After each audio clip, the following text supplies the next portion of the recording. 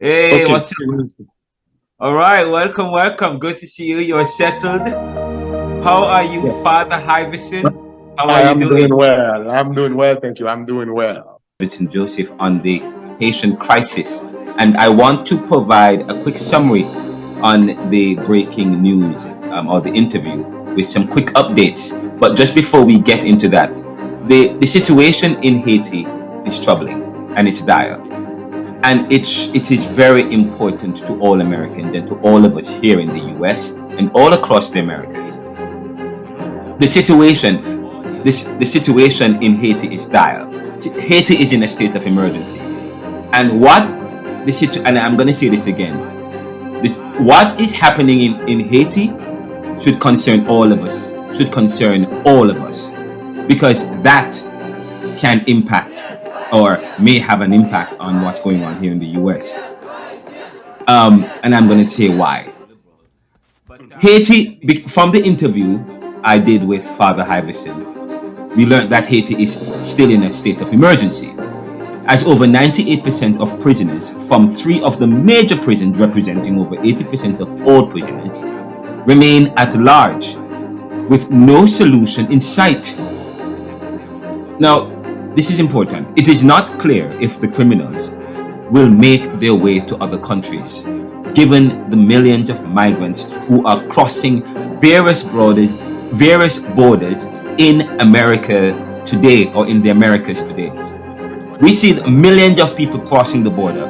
Millions, I think over what, 7 million? But we're learning of the 7 million of migrants who came into the US. I think during the same period of the last 3 to 4 months, President Biden has deported about what, four or expelled 4 million migrants over the last 3 to 4 months. So that much we know.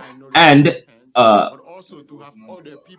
the 7 million is high, but when you delve into the details, some of the numbers, the counting. There's a problem there's a misnomer. There's a problem with the counting because this 7 million involves repeat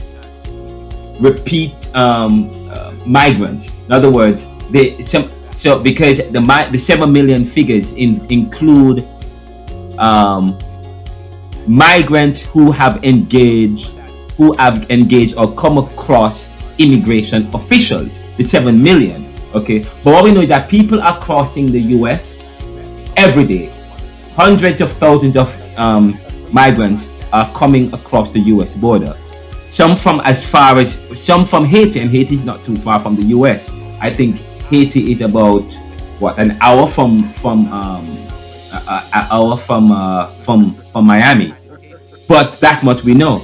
But this is important, and I'm saying to you, if this is the case, I'm saying to you, whatever is happening in Haiti as it relates to the prison break and the escapees, and from the major prisons, many of them have committed the most heinous of crimes, including many of the assassination, many of whom included in those who have escaped are persons who have alleged to have assassinated the former president, Jovenel Moise.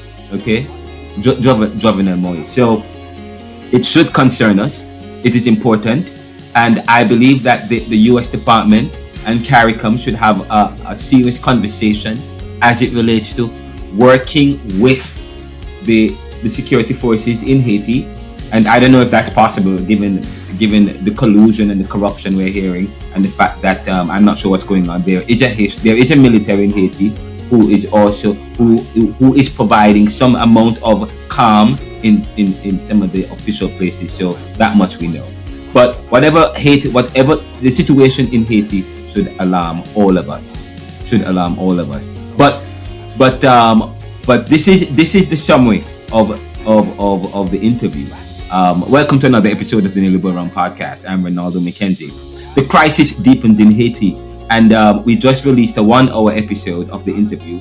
But let me just summarize some of the main points. But first, question: given the chaos in Haiti, is a Haitian-led solution possible?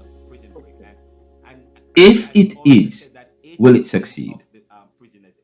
Recently, I sat down with Father Hyvenson Josephs, a Haitian American scholar, Episcopal priest, and professor, to discuss the latest situation in Haiti. The interview was revealing and breaking, providing commentary and new details about the situation in Haiti. 98%. Now, from the interview, we learned that one, Dr. Ariel Henry is now in Puerto Rico after being denied entry into the Dominican Republic or into Dominica Republic en route to Haiti. Dr. Ariel, the installed Prime Minister of Haiti, who is currently exiled from the country, was in Nairobi, Kenya, signing a treaty to allow for bilateral relations between the two countries. The treaty was needed to satisfy Kenya's courts, overruling and objecting to the request for Kenya to send a peacekeeping force to Haiti. The treaty was signed and, as such, would provide the green light allowing Kenya to send the force.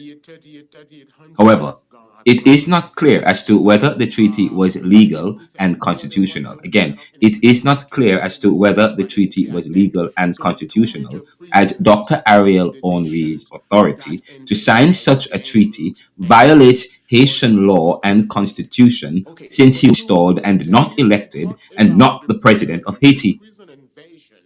Moreover, Dr. Ariel Henry was asked not to return to Haiti by the gangs and the police, who are closely monitoring the ports of entry for Henry's arrival.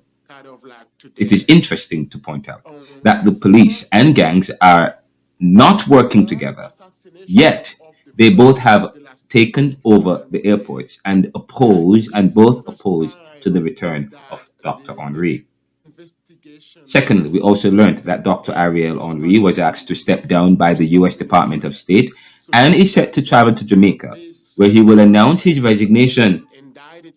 What is perplexing is that while in power, Ariel was unpopular among the majority of the Haitian peoples who have asked him to step down. Yet he held on to power for a long time, since his installment by the Gang of Four, including France, Canada, US, and to a lesser degree UK and Brazil. It was not until foreigners asked him to resign that he relented, but refused the protestations of his own people. This suggests that even Ariel rejected Haiti's own independence, sovereignty, and democracy, appealing to the external rather than the internal. Thirdly, CARICOM heads are meeting with a select group of Haitian ministers to discuss a way forward. We will continue to monitor the situation as it unfolds and develops. Fourthly, Haiti is still in a state of emergency, as over 98% of prisoners from three of the major prisons, representing over 80% of all prisoners, remain at large with no solution in sight. It is not clear if the criminals will make their way to other countries, such as here in the US, given the millions of migrants who are crossing various borders in the Americas today. Now, again, we have you can participate in the poll that we have. Given the chaos, is a Haitian-led solution possible? And if it is, will it succeed? Listen or watch the full episode interview on the NeoLiberal Round podcast and our YouTube channel, the NeoLiberal Round by Renaldo McKenzie. Please support us by going to anchor.fm/theneoliberal/support. Visit us at theneoliberal.com and renaldocmckenzie.com. Follow us on Twitter, Renaldo McKenzie or the NeoLiberal Curl, or of course you can follow us on Facebook, Renaldo.McKenzie, and of course we are on Reddit and Twitter and Telegram. So we're not on Telegram anymore. I think we are on Reddit. And where else are we on in terms of social media? ResearchGate, academia.edu, several groups on Facebook, Instagram. Yes, I keep forgetting the TikTok. Did we say that? And of course, the podcast is available on all various podcast groups, in video on Spotify and on YouTube. This is the NeoLiberal Round. Visit our store page at store.theneoliberal.com. Get your copy of my book, Neoliberalism, and continue to support and subscribe.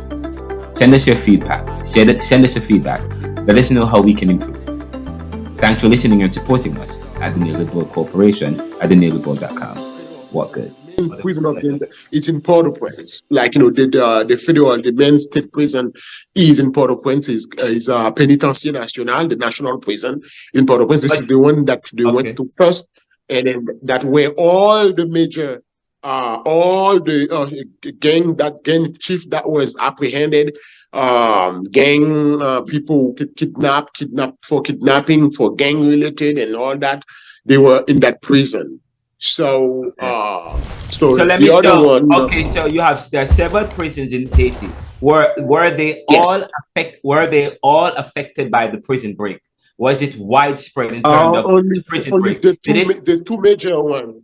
The two most secure, the two biggest one, the two biggest one. Okay. So the other one.